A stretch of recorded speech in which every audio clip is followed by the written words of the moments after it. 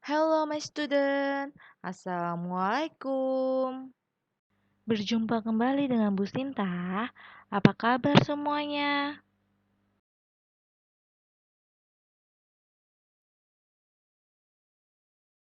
Hari ini kita akan belajar tentang contoh sikap yang sesuai dengan sila kedua Pancasila dan kalimat saran. Pembelajaran PKN, tema 1, subtema 3. Sikap menghargai, menghormati, dan menyayangi teman merupakan contoh sikap yang sesuai dengan sila kedua Pancasila. Contoh lain dari sikap yang sesuai dengan sila kedua Pancasila adalah yang pertama, membantu orang yang sedang kesusahan. Ini dimaksudkan untuk orang-orang yang kesusahan akibat bencana alam maupun hal lainnya. Yang kedua, menghargai perbedaan. Dan yang ketiga, tidak merendahkan orang lain. Nah, maksudnya kita walaupun ada perbedaan ras, suku, agama, warna kulit, warna bola mata, bentuk rambut, bentuk badan, atau fisik yang berbeda dengan kita tidak boleh mencemooh atau mengatainya. Itu sangat tidak sopan. Jadi kita harus menghormati dan menghargai perbedaan tersebut walaupun tidak sama dengan kita. Yang keempat, bertindak adil. Dan yang kelima, menghormati hak orang lain. Jadi kita harus bertindak adil. Jangan karena berbeda warna kulit, kita tidak ingin bermain dengannya. Karena ada perbedaan, kita menjauhkannya. Itu sangat tidak boleh. Itu berarti kita tidak menghormatinya. Atau karena perbedaan tersebut, kita melarangnya untuk menggunakan fasilitas umum yang bisa dipakai oleh semua orang. Nah, kalau kita melarang mereka, berarti kita sudah tidak bersikap adil dan kita tidak menghormati hak mereka sebagai warga negara untuk menggunakan fasilitas umum. Yang keenam, mengunjungi teman, saudara, ataupun tetangga yang sedang sakit. Yang ketujuh, tidak menyakiti dan memfitnah orang lain. Yang kedelapan, menghormati orang tua dan guru. Yang kesembilan, tidak melakukan kekerasan pada orang lain. Yang kesepuluh, memberikan saran dengan cara dan kata-kata yang sopan. Selain contoh sikap yang ada di atas, masih banyak lagi contoh sikap yang sesuai dengan sila kedua Pancasila.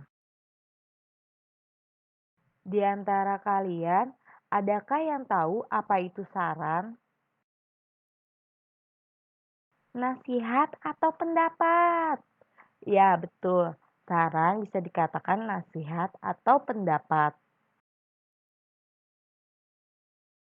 Nah, arti kalimat saran itu sendiri adalah kalimat yang berisi pendapat untuk menyelesaikan suatu permasalahan atau kalimat yang memberikan penawaran sesuatu yang dianggap lebih baik.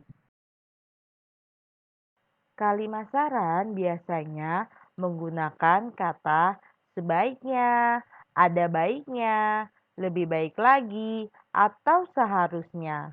Kalimat saran bersifat positif atau membangun, atau memberikan jalan keluar atau solusi. Hal itu bisa kita sebut dengan ciri-ciri kalimat saran. Contoh kalimat saran. Kalimat permasalahannya, Vivi kesulitan melakukan gerakan lava berjalan. Contoh saran untuk Vivi, sebaiknya angkat tubuhmu, tahan dengan kaki dan tanganmu, kemudian letakkan tubuhmu perlahan ke posisi depan bersamaan dengan kaki dan tangan diluruskan. Karena jika tubuhmu tidak diangkat, tidak mungkin tubuhmu bisa bergerak maju. Contoh kalimat permasalahan berikutnya. Lukisan itu tidak bagus karena terlihat sangat kaku dan sedikit warna. Kalimat sarannya adalah seharusnya lukisan itu diwarnai dengan warna biru agar terlihat lebih hidup. Contoh kalimat permasalahan berikutnya adalah Budi malas membersihkan kamarnya, sehingga kamar Budi sangat kotor dan tidak rapi. Contoh saran untuk Budi adalah Budi seharusnya membersihkan kamarnya agar selalu terlihat bersih dan rapi. Contoh kalimat permasalahan berikutnya adalah pekerjaanmu sama sekali tidak rapi, bahkan hasilnya juga tidak maksimal. Contoh saran untuk kalimat tersebut adalah lebih baik bagimu untuk tidak terburu-buru dalam menyelesaikan pekerjaan itu. Contoh kalimat saran yang lainnya adalah yang pertama, sebelum kita memulai kegiatan ada baiknya kalau kita berdoa terlebih dahulu. Yang kedua, sebaiknya kita berangkat sekarang sebelum kehujanan. Yang ketiga, seharusnya kamu memilih warna yang terang karena jika kamu memilih warna gelap, tulisannya tidak akan tampak. Yang keempat, lebih baik kamu menuruti apa kata kedua orang tuamu.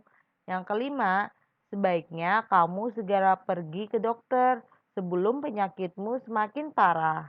Yang keenam, kamu seharusnya tidak bercanda ketika guru menjelaskan. Dan yang ketujuh, kamu seharusnya mengetuk pintu jika ingin memasuki ruangan. Dan masih banyak lagi kalimat saran yang lainnya, tergantung pada kalimat permasalahan yang ada. Oh iya, jangan lupa untuk klik like, subscribe, dan komen. Sekian pembelajaran kita hari ini. Kurang lebihnya Ibu mohon maaf. Assalamualaikum warahmatullahi wabarakatuh.